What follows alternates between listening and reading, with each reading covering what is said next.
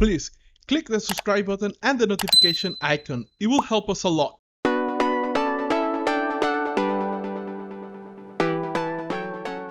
I think that we are really good at protecting ourselves by scaring ourselves out of even trying a thing, by going, it's not going to work anyway, and that's good enough reason to not try to do it, because it's better to just like count myself out preemptively and be so smart to do that than like experience rejection, right? Which is so sad. If you think about that, it's like, that is relentlessly sad. Like, I guess like for me, at one point, it was like, okay, I would rather follow my face myself and know 100% that I can't make this thing that I want happen than talk myself out of it, or even worse, let somebody else talk me out of it.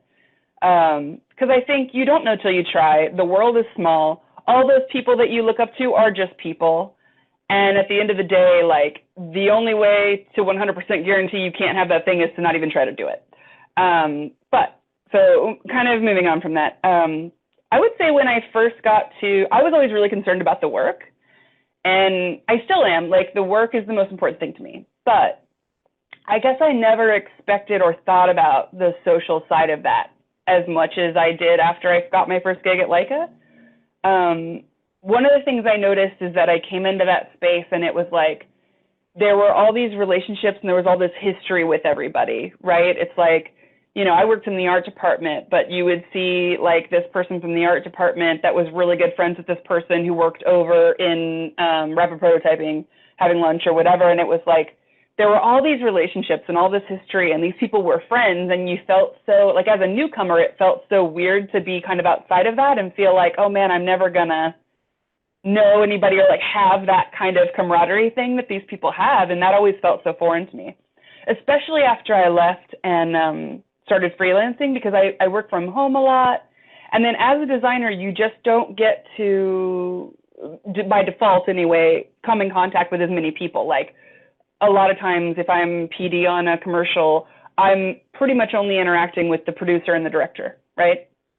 So you feel like you're going to be kind of shut out of this world. And what I've found is just by being friendly and being interested and asking people about their lives and about their job and about, you know, what they do, because I am interested. Like, when I go onto a stop motion set and there's somebody's entire job is making tiny costumes, that is ridiculously interesting. And I do have questions about that. And so it's been one of these things where what I've noticed is, like, one, so much of your career comes from who you meet and who you get to know, which I wouldn't have thought before. And I don't mean that in like a, you know, nepotism kind of way. I mean that in just like